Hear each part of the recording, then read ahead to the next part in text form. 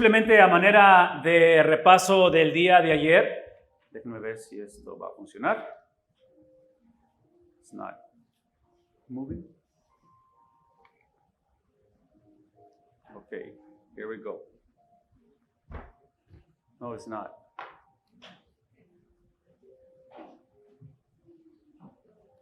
Déjenme ver si esto...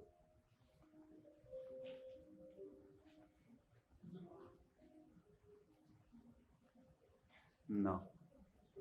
Okay, you guys can just follow me. Can you do that? Okay, so let's go back to the very beginning. Okay, lo que quiero nada más hacer como un recuento de lo que hablamos anoche, lo que pensamos anoche. Les mostraba yo a ustedes la fotografía de mi bautismo, porque les mencionaba a ustedes que el año es el 1984. Y en ese año el Señor me concedía tener 12 años de edad. Este noviembre cumplí 50 años. Yo sé que me veo de 65, estoy medio aplaudido, pero en esa trayectoria les mostraba dos principios. Una de ellas es la cuestión corporal, de que cuando venimos a Cristo, venimos a una familia. Entonces, si el propósito de la salvación, y ahorita lo voy a ampliar esto más, el propósito de la salvación es caminar en similitud a Cristo. En inglés decimos Christ likeness. Es el adoptar, es el ejercer, es el comunicar, ser el aroma de Cristo, ¿verdad? Entonces, es un proceso instantáneo, es un proceso progresivo. Instantáneamente somos salvos y cada día estamos siendo moldeados a su imagen. El contexto o el hablar de corporalidad, hablar de la iglesia de Cristo, es que no hay manera que el cristiano, el seguidor de Jesús, pueda crecer en similitud a Cristo sin la iglesia. En el capítulo 16 que leíamos anoche y hablamos acerca de esta experiencia de la congregación en Cesarea de Filipo, ¿sí? El pastor Víctor hablaba de esto. Recuerden que Cristo está entregando las llaves del reino. Las llaves del reino fueron entregadas a la iglesia. No fueron entregadas a los apóstoles, no fueron entregadas a la élite, fue entregada a la iglesia.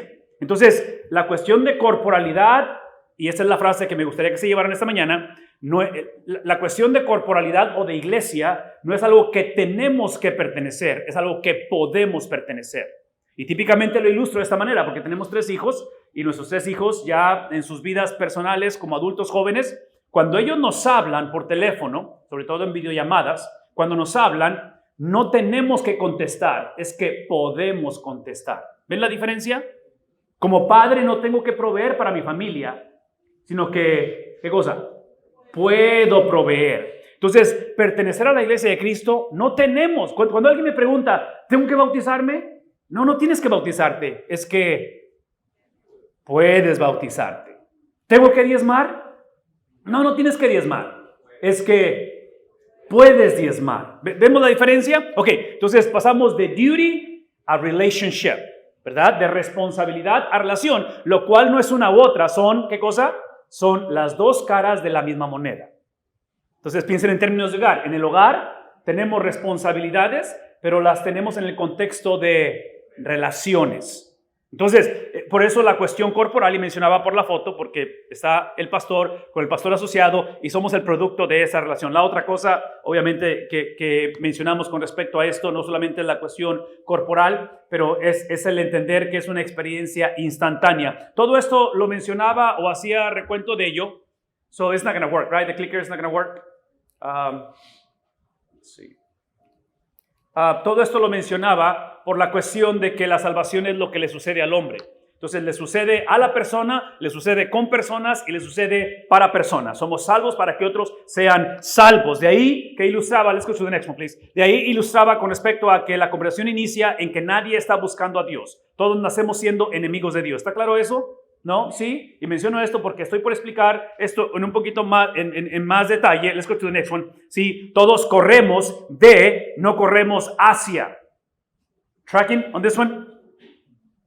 Nadie nace corriendo hacia Dios. Todos nacemos corriendo de Dios. Y cuando pienso en eso, pienso en la vida de Jonás. La vida de Jonás, ustedes conocen la historia de Jonás, ¿verdad? Entonces, aunque Jonás estaba corriendo de Dios, no porque no fuera salvo, pero es obvio que es el contexto otra vez de crecimiento, de obediencia al Señor. El caso de Jonás es desobediencia al Señor. Lo irónico de la historia de Jonás es que Dios establece y dice, quiero salvar, voy a salvar a una comunidad, a un país, a una ciudad como Nínive, donde están corriendo de mí.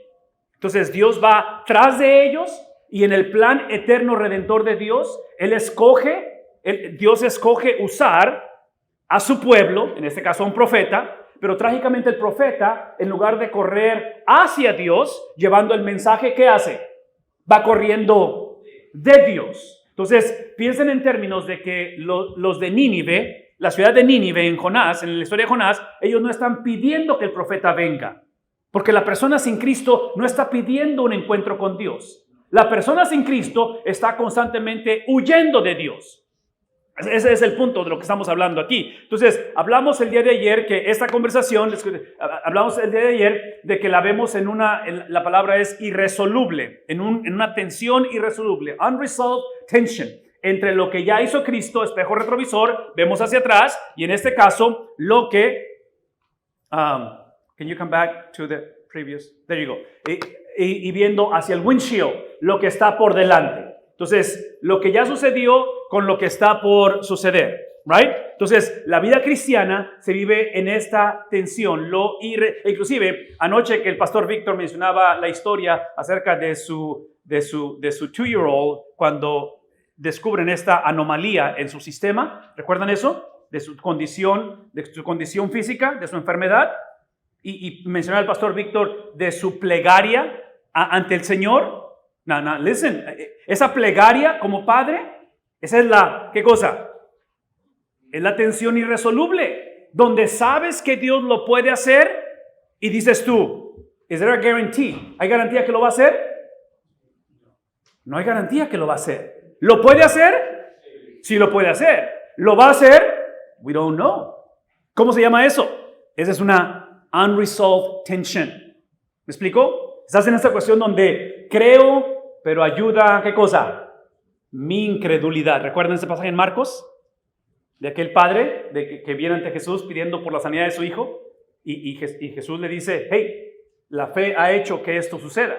Y dice él, Señor, creo, ayuda. Entonces, piensen en términos que en ese contexto es que Dios está operando. Y es por eso que estamos hablando de eso, de que el punto de la conversación es que simplemente el propósito por el cual hemos sido elegidos es para literalmente elegir a otros. Versículo 16, Mateo 28, let's go to the next one. Dice aquí que es los 11 discípulos, los cuales fueron a Galilea, al monte que Jesús les había señalado. Una de las características del evangelismo, una característica de venir a Cristo es precisamente entender quién es Él, que a menos que entendamos quién es Él, que en este caso es el que está instruyendo, es el que está dando señalamientos, es el que está guiando. En otras palabras, una persona sin Cristo es una persona que piensa que se puede guiar a sí mismo. El lenguaje que estamos viendo aquí en la pantalla, o el versículo 16, es precisamente Cristo dando instrucciones. Y en este caso, las instrucciones de Cristo, una vez más, no las seguimos porque tenemos que seguirlas. Las seguimos porque podemos. Es el concepto, ¿ven lo que decir? Es el concepto que el salmista presenta, donde ahora la ley es más dulce que la miel. Porque antes, sin Dios, la ley era amarga. La ley es maldición, dice Pablo en Gálatas. ¿Sí? Pero ahora la misma ley se ha convertido en un deleite. ¿Por qué? Porque esa es la razón. Se ha convertido en un deleite la ley, porque ahora he entendido que la ley, yo no fui llamado a cumplirla o a obedecerla. ¿Ven lo que voy a decir? La ley me muestra que el único que pudo o puede obedecerla es Cristo. Y Él la obedeció ¿por cuántos años? 33 años, que es lo que vivió en la tierra. Él cumple, Él obedece en perfección esa ley y es lo que lo hace ser acepto en el amado. Entonces, cuando Cristo nace, vive, eventualmente muere, sepultado, resucitado, la garantía de su resurrección está basada en su vida perfecta. ¿No? ¿Sí? Una vez más, por la vida perfecta, su obediencia a la ley, su obediencia a la palabra de Dios, esa obediencia garantía, no había opción. Cristo tenía que resucitar. Pero aquí está lo interesante de la conversación. Esa obediencia que garantiza la resurrección de Cristo, esa es la misma obediencia que cuando Cristo sale de la tumba, Cristo la transfiere a nosotros. Cristo la acredita a nosotros. La palabra es imputar. Entonces, al transferirla a nosotros y nosotros poner nuestra confianza en Cristo, venir a Cristo, Eso implica que si la obediencia de Cristo garantizó salida del sepulcro ese tercer día, ese domingo en la mañana, conmigo, no pierdan esto. Eso implica que ahora al tú, yo, nosotros, recibir la obediencia de Cristo, ¿qué es lo que garantiza en aquel día glorioso? Saldremos de la tumba por la obediencia de Cristo. Porque tú y yo sabemos que a nosotros nos caracteriza ¿qué cosa? ¿Obediencia o desobediencia? ¿Qué nos caracteriza?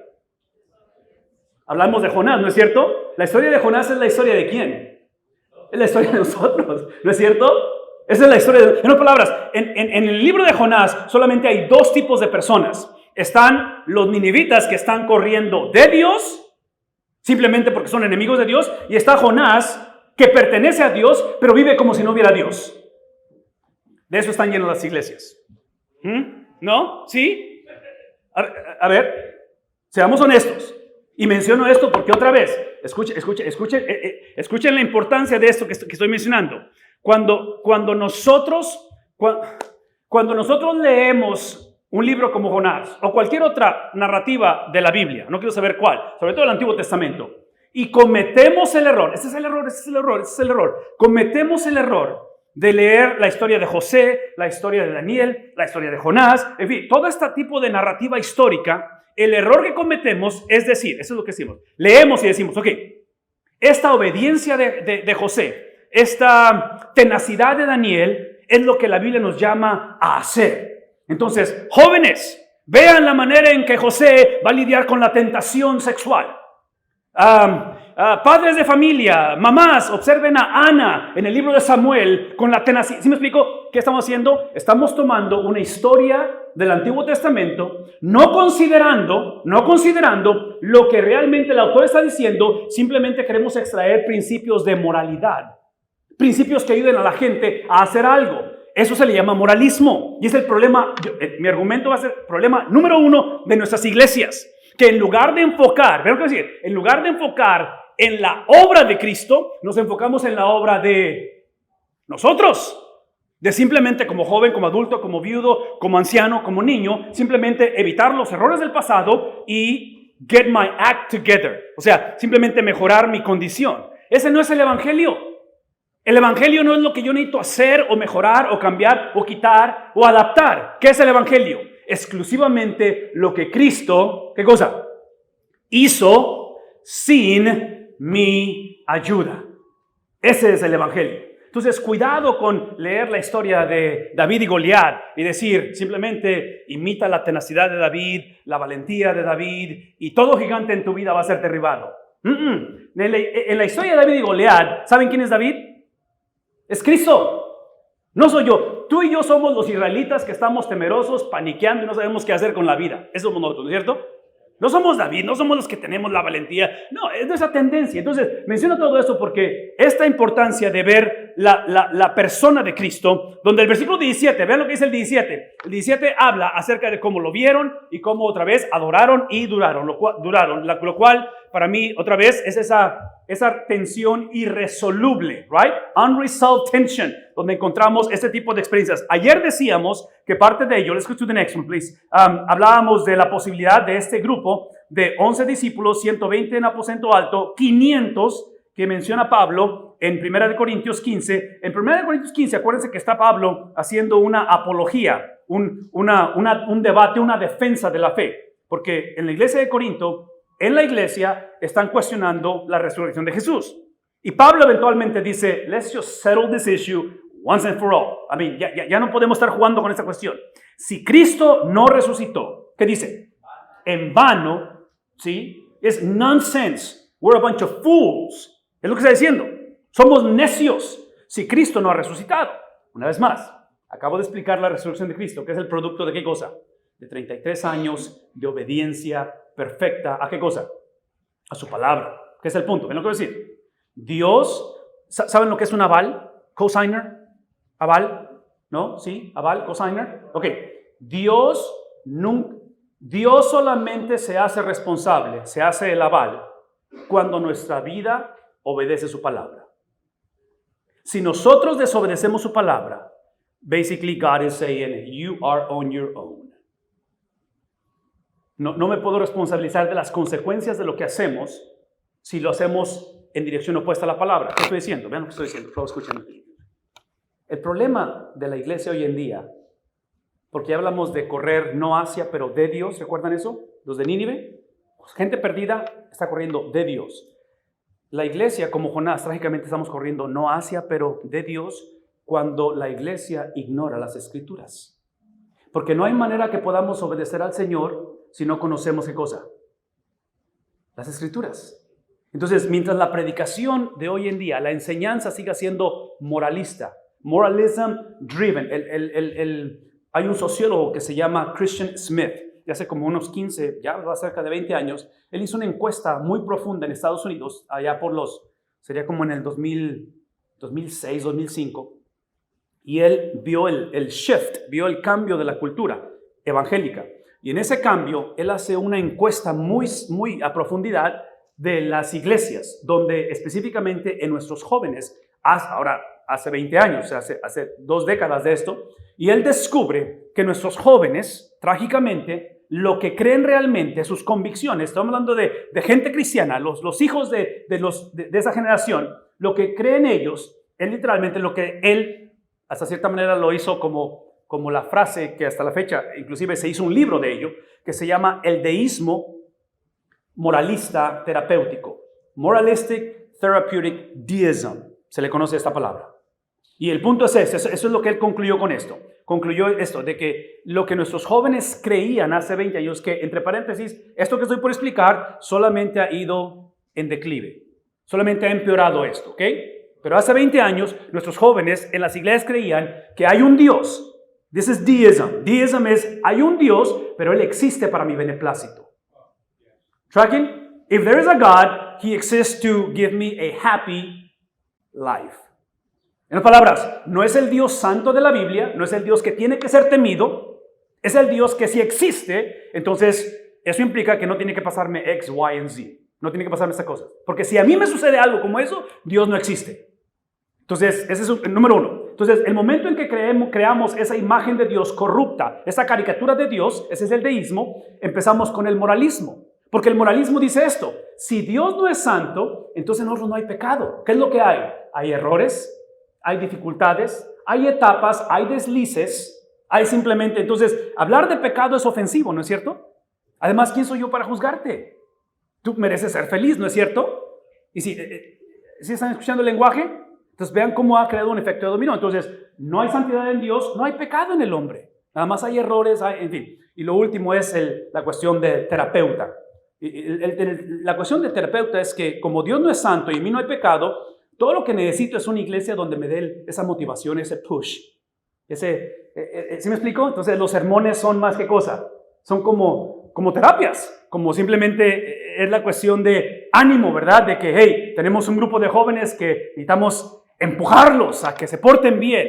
Entonces observen que esto ha creado una cultura extremadamente confusa hoy en día. Verse 17, versículo 17, dice que cuando lo vieron otra vez, algunos adoraron, pero otros encontraron esa cuestión de la duda. Verse 18, aquí es donde vamos a pasar el resto de nuestros minutos que tenemos. Versículo 18, dice la Biblia que acercándose Jesús, después de ver la reacción de ellos, adoraron, dudaron, dice acercándose Jesús, les dice, y aquí está... hermanos, y otra vez, no sé si están tomando nota o si esto va a ser relevante para ustedes, pero escuchen por favor, porque esta es la gran comisión. Estas son lo que decimos en inglés marching orders. Esto no es opcional, esto no es para llevarlo a sesión de negocios, esto no es para ponerlo en oración, esto es para ¿qué cosa? Obedecerse. Vean tantito. Esta obediencia de lo que estamos por leer está basada, versículo 19 y 20, que es las marching orders, que es las instrucciones, está basada exclusivamente en el versículo 18. ¿Qué estoy diciendo? Que la pasión, el llamado, la razón que estamos aquí para enfatizar o para conocer el evangelismo, compartir el evangelio, es el producto del empoderamiento del Espíritu Santo. Esto es más que simplemente, otra vez, deísmo moralista. Es simplemente más que decir, nuestra cultura necesita un cambio, mis hijos necesitan a Cristo, mis nietos, ¿me explico? Es más que eso. Menciono todo eso porque observen el epicentro de la gran comisión. El epicentro de la Gran Comisión no es que la iglesia vaya y haga discípulos. No es que la iglesia enseñe todas las cosas. El epicentro de la Gran Comisión no es que los bauticemos. El epicentro de la Gran Comisión no es hacer discípulos. El epicentro de la Gran Comisión es el versículo 18, cuando Cristo se acerca a ellos y les dice, ¿qué es lo que les dice? Toda autoridad. Toda autoridad. Y esta cuestión de toda autoridad no está preguntando si ellos creen que Cristo tiene autoridad. Porque esa es la veracidad de la Biblia. La veracidad de la Biblia es que la Biblia no necesita ser corroborada o aprobada o afirmada. ¿Estamos conscientes de ello? La Biblia es veraz independientemente si la creemos o no la creemos. Porque la Biblia está expresando, está revelando el carácter de una sola persona. La Biblia no se trata del pueblo de Dios. La Biblia no se trata de Israel. La Biblia no se trata de la iglesia. La Biblia se trata de ¿quién? De Dios, a través de la persona de Cristo, exaltado por su Espíritu Santo. Por eso está diciendo, hey, toda autoridad me es dada. ¿Dónde? Tanto en el cielo, en el mundo invisible, como en el mundo invisible. Esta autoridad es la que el apóstol Pablo hace referencia en Filipenses capítulo 2, cuando habla de la humillación y la exaltación de Cristo. Que dice Pablo, el cual no escatimó. Dice, hay en ustedes el mismo sentir que hubo también en Cristo, el cual no escatimando el ser, ¿qué cosa? El ser la segunda persona de la Trinidad. Son tres personas, un solo Dios. Él es la segunda persona, no escatimó y empieza un proceso de humillación, pero la humillación es para ser, ¿qué cosa? Exaltado. Entonces Cristo eventualmente como resucitado dice toda autoridad me es dada en el cielo y en la tierra. Next slide please. Eso es lo que implica. Esto es lo que implica. Y quiero que se lo lleven, quiero que lo apunten, quiero que lo procesen conmigo. La implicación de esta autoridad, esto es lo hermoso del Evangelio. Lo hermoso del Evangelio es que no solamente nos libera de condenación eterna. El Evangelio lo que hace es que primeramente nos libera de la ira venidera. Nos libera de la santidad de Dios, nos libera de la ira de Dios, de la venganza de Dios. Mi papá fue electricista por 26 años en México, Comisión Federal de Electricidad, y aprendí muchas cosas de él, pero en el sistema eléctrico tenemos dos polaridades, positivo pero hay una tercera que se llama ground o tierra o neutro. Entonces lo que hace la tierra o el neutro es que regula la intensidad de la electricidad, porque la electricidad por naturaleza es letal. Es a lethal thing. ¿Conmigo? ¿No? ¿Sí? Es letal. Entonces, lo que hace el ground es que hace que lo letal se convierta beneficioso. Entonces, piensen conmigo. A través de la persona de Cristo, por medio de la fe, es que el Dios que es letal, que no puede ser visto, es lo que le dijo a Moisés, ¿verdad? Cuando Moisés le dice, muéstrame tu gloria. ¿Qué dice el Señor? No puedo hacer eso porque si te la muestro, ¿qué va a pasar contigo, Moisés? El que me vea va a morir. Entonces, la manera en que podemos ver a Dios, una es que Cristo dice, el que me vio a mí, me ha visto al Padre. Número uno. Y número dos, lo que hace la fe, lo que hace el depositar mi confianza en Cristo, es que tomo lo letal de Dios y lo hago beneficioso. ¿Sí captamos eso? Entonces, esa experiencia de que Dios se convierta beneficioso es lo que está en la pantalla. Es cuando la iglesia, a través de la obra del Espíritu Santo, deja de verse como el epicentro de esto. Por eso acabo de decir que en el 18 el epicentro es la autoridad de Cristo. ¿Por qué? Porque lo que aparece en la pantalla es precisamente que es la persona de Cristo. Decimos cristología o el estudio de Cristo, la doctrina de Cristo, que es la persona, es lo que Cristo dijo ¿de quién? De Él mismo. Versículo 18 no está diciendo la iglesia tiene la autoridad, aunque se la va a dar. Porque en el 16 lo hablamos de esto, pero es una autoridad, ven lo que voy a decir, es una autoridad foránea, es la autoridad de alguien más. La iglesia está actuando literalmente como mayordomos de esa autoridad, de la cual daremos cuenta, ¿no es cierto? Capítulo 25 de Mateo, donde habla de 3 parábolas, las vírgenes sabias e insensatas, la parábola de los talentos, son parábolas en las cuales el punto es la mayordomía, stewardship. Evangelismo es mayordomía. Evangelismo es entender que es el poder de alguien más depositado en nosotros para llevar a cabo una tarea, la cual es una guerra espiritual, pero en este caso, basado en la autoridad de Cristo, esta guerra espiritual no la llevamos a cabo hacia una victoria, la llevamos a cabo desde su victoria. ¿Ven la diferencia? Sí, es como jugar el Super Bowl sabiendo el marcador. Si ustedes van a la computadora y buscan el Super Bowl del año pasado, pueden ver el año pasado el Super Bowl, pero adivinen qué, el marcador ya está establecido porque es historia, ¿no es cierto? Lo puedes disfrutar como quiera, pero ya sabemos quién ganó. Esa es la vida del cristiano. La vida del cristiano, hay que luchar, hay que esforzarnos, hay que hacer lo que está por decirnos, pero no lo hacemos para crear el marcador. El marcador ya está puesto.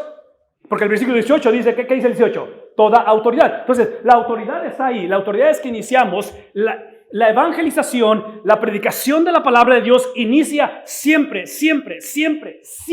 con la persona de Cristo. No inicia con la necesidad que tenemos, no inicia con la situación, la carencia, la duda, los logros. Inicia con Cristo. Esa persona de Cristo, la ideología, la mentalidad, la cosmovisión, decimos world view. La mentalidad de Cristo es reflejada en las acciones de Cristo. Por eso Cristo tenía no solamente que morir por nosotros, ¿vean cómo decir? Cristo tenía que vivir por nosotros. Porque la misionología, la cuestión de el estilo de vida de Cristo, está reflejando la mente de Cristo. So your worldview eventually is incarnated, is expressed on lifestyle. ¿Qué es lo que estoy diciendo? Que lo que hacemos, ¿qué es lo que voy a decir? Lo que hacemos, ¿sí? Emana de lo que somos. ¿Sí? Los padres de la iglesia lo ponen de esta manera. Ellos dicen que nuestros pecados no nos hacen pecadores, pero es porque somos pecadores. Esa es la razón por la cual, ¿qué cosa? Pecamos. Sí, mis mentiras no me hacen mentiroso. Es porque soy mentiroso. Es la razón por la cual miento. Entonces, piensen en eso en cuestión de Cristo. La vida de Cristo es el producto de lo que Él es, no solamente lo que Él hace o hizo. Y en este caso, eso es lo que define la iglesia. La iglesia. Entonces, aquí, let's go to the next one. Eso es lo que acabo de decir con respecto a desde, no hacia. Por lo tanto, versículo 19, let's go to 19, right here. Quickly, 19. Por lo tanto, dice Él, ¿qué es lo que dice? Basado en lo que acabo de decir. ¿Sí? Basado en lo que acabo de decir. Basado en lo que acabo de explicar, basado en la presentación de ese Cristo, dice, vayan. En otras palabras, ese es el punto. Si ustedes van conmigo a Deuteronomio capítulo 6, es el Shema. El Shema es lo que Moisés está hablando a la generación que le toca poseer la tierra prometida. ¿Recuerdan esa historia? Literalmente Moisés está por morir, él no lo sabe, pero Deuteronomio, que es el quinto libro del Antiguo Testamento, Génesis, Éxodo, Levítico, Deuteronomio, son básicamente los sermones de Moisés, en los cuales está él concluyendo su ministerio y está llevando a cabo lo que se le llama el ministerio de sucesión, pasando la batuta a la siguiente generación. Y en esto que está haciendo, el Shema es la clásica frase que Moisés dice, oye Israel, el Señor, ¿qué cosa? Uno es. Y el punto es este, cuando hablamos acerca de este oye Israel, esa frase oye Israel, que es lo que estamos hablando aquí, ese oye implica oye para actuar, oye para obedecer. No es oye para que tomes notas e incrementes tu conocimiento solamente. Importante que sea el conocimiento, es la base, ¿verdad? We have to know what we do and what we believe. Pero el conocimiento se expresa ¿en qué cosa? En obediencia. Trágicamente el pueblo de Israel va a ser exactamente lo opuesto, ¿no es cierto? No van a oír y no van a obedecer. Ok, here's my point. El punto es este. Basado en todo lo que acabamos de decir, observen que está diciendo el Señor, vayan. Y aquí está el punto. Esta cuestión de ir, let's go to the next one, please. Esta cuestión de ir está hablando acerca de eso es lo que se le llama, y no está en la pantalla, pero esto de ir, esto de vayan, el encuentro con Cristo, unos adoran, otros dudan, esta transformación, esta experiencia magna en la persona de Cristo, lo que hace, invierte, cambia el sistema de valores. It shifts around the world view. Cómo vemos la vida. ¿Por qué? Porque ahora esta cuestión de ir implica que es un estilo de vida, ¿de qué cosa? ¿Qué dice ahí? De testimonio. En otras palabras, importante que es el comunicar el evangelio, el predicar la palabra, el enseñarlo. Si esta predicación, esta enseñanza, esto que hacemos en proyectos, en conferencias, tiene que estar casado, tiene que estar literalmente fusionado con un estilo de vida, donde ahora todo lo que hacemos es literalmente con el propósito de ¿qué cosa? De proclamar a Cristo resucitado. Entonces se convierte en prioridad. No es ocasional, no es circunstancial, es prioridad. Dice más adelante, let's go to the next one, please. Habla acerca de ir y el propósito de ir es el hacer, ¿qué cosa?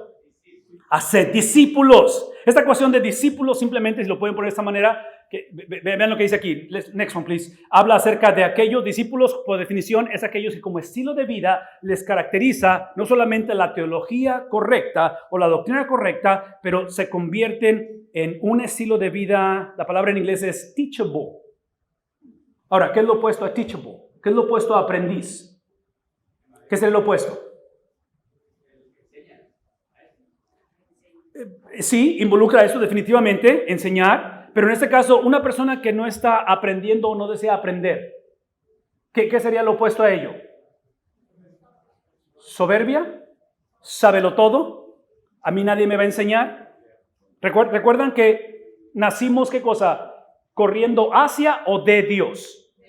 De Dios, porque otra vez, por naturaleza, literalmente pensamos que somos el epicentro del mundo. That everything evolves around me, it's about me, right? Eso es como nacemos. Entonces, una característica de lo que Cristo está haciendo es que esta cuestión de reproducir lo que somos, teachability, es algo que estamos reproduciendo en este caso. Por lo tanto, observen esto, next slide please. Hablamos de ese evangelismo, de lo cual el evangelismo produce esa mentalidad de ser aprendices. Esa es la razón por qué, por favor, esto es importante. Esa es la razón, porque la santificación, escuchen el ejemplo, please. La santificación, el crecer en similitud a Cristo no es algo que añadimos a la salvación.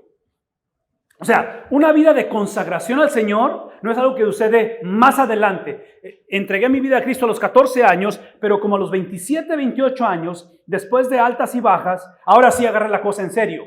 No, esa no es la perspectiva bíblica. A la luz de la perspectiva bíblica es, entrego mi vida a Cristo y literalmente camino en similitud a Cristo. Hemos creado una doble experiencia, la cual no es correcta. Next slide, please. Esta santificación, esto caminar en similitud a Cristo, es literalmente la salvación. No somos salvos por caminar en similitud a Cristo, pero porque somos salvos, caminamos en similitud a Cristo. ¿Sí ven lo que está sucediendo aquí? No tenemos el derecho de separar la santificación de la justificación. Cuando eres salvo para caminar en similitud a Cristo. Next slide, please. Esta similitud a Cristo, una vez más, no lo añade, sino que es el resultado de lo que somos. Y nada más para que, si están tomando nota, vean esto. Next slide, please. Esta cuestión de la salvación, ¿ven lo que voy a decir? La salvación como un evento, tiene que existir la experiencia en la cual dimos nuestra vida a Cristo, implica que he puesto mi confianza en Cristo, esta cuestión de fe en Cristo. Otra vez, he aprendido a caminar en fidelidad a Cristo. Estoy caminando, estoy haciendo un pacto para vivir en obediencia a Cristo y ser perseverante en mi caminar con Cristo. Vean un tantito. Esto que está aquí es lo que sucede al principio de la conversión y es lo que se convierte en un estilo de vida. Esto es lo que emana de una vida de aprendizaje. Versículo 19, next slide, please. No solamente habla acerca de ser discípulos, sí, pero habla de hacer discípulos. ¿En dónde? En todas las naciones. El punto aquí simplemente es esto. Next slide, please. Es la cuestión de que la nación está incluida en lo que Dios había establecido. Es el plan redentor de Dios. Esa es la manera en que Dios estableció las cosas desde el libro de Génesis. Si ustedes ven el libro de Génesis del capítulo 3, cuando habla acerca de la serpiente hiriendo el calcañar de la simiente de la mujer. Y la simiente de la mujer aplastando, ¿qué cosa? La cabeza de la serpiente. Es el proceso donde hablamos de esta universalidad del evangelio. Entonces, la elección de Abraham, la elección de Isaac, de Jacob, de la nación, es para elegir a otros. Vean lo que voy a decir. Pero la nación de Israel, como la iglesia, fracasaron y fracasamos en esta universalidad del evangelio. Eventualmente, vean lo que voy a decir, eventualmente esa promesa es cumplida no a través de una nación o a través de un grupo de gente con un color de piel, es cumplida a través de un solo judío. Su nombre es Cristo.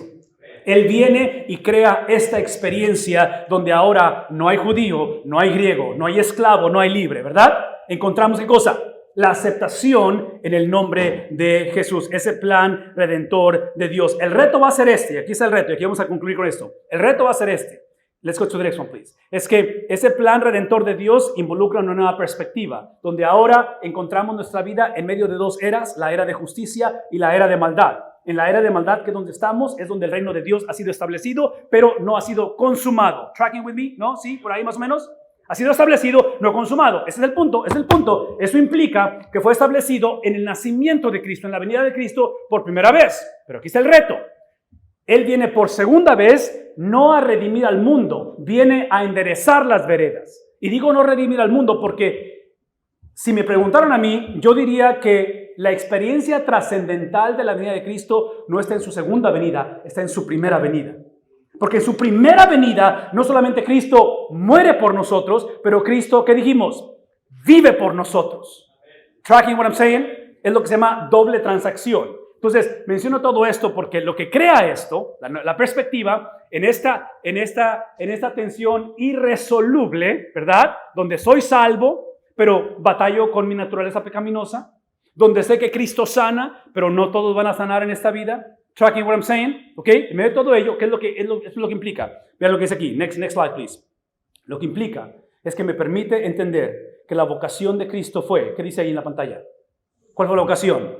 Cuando piensan en doctores, en abogados, en vocaciones, vocational, el llamamiento, Él vino a sufrir. Y ese sufrimiento es aquel que involucra, eso es lo que implica, que cuando el Padre eligió, ¿ven lo que voy a decir? El Padre elige al Hijo para elegir a muchos, ¿no? ¿Sí? ¿El lenguaje está fácil de entender? El Padre, al que el Padre eligió fue realmente a Cristo. Es a quien eligió. ¿Por qué? Porque Cristo es el único que obedeció. Si el Padre solamente puede operar a través de su palabra, Dios no puede operar fuera de su palabra. Y el único que obedeció la palabra es, ¿quién obedeció? Cristo, que es el punto. Entonces, en Cristo somos elegidos. Pero aquí está el punto. La elección de Cristo involucra que Él es la piedra, ese es el lenguaje del apóstol Pedro. Él es la piedra angular, lo cual nos hace piedras, ¿qué cosa? Vivas, pero en el mismo sentido donde Él es elegido para ser, en inglés es la palabra cornerstone, es la piedra angular, involucra, Pedro dice, esa elección involucra que va a ser despreciado, ¿por quién? Por los hombres edificadores. ¿Qué es el punto? El punto es que la elección de Cristo como Salvador, ven un tantito, involucra, son las dos caras de la misma moneda, ¿verdad? No las puedes separar. Es la cuestión de elegido para servir, elegido para sufrir, elegido para ser el siervo sufriente, elegido para ser varón de dolores. Ven un tantito. Esta es la implicación. Número uno, que el sufrimiento de Cristo no lo tomó por sorpresa al Señor. El sufrimiento de Cristo está premeditado, establecido antes de la fundación del mundo. ¿Qué es el punto? Que personas como Judas es simplemente un instrumento en las manos de Dios. Entonces yo no sé qué está pasando en tu vida, yo no sé qué ha pasado en tu vida, yo no sé hacia dónde va esto, pero sé que tenemos en común sufrimiento en diferentes niveles, ¿verdad? Bernardito. Dios no está sorprendido por lo que está sucediendo. No estoy diciendo que Él se agrada de ello, pero el Dios de la Biblia es el Dios que sin aprobar lo que nos sucede, está en control de lo que nos sucede.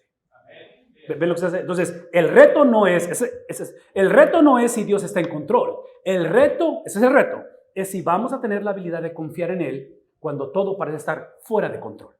Ese es el reto.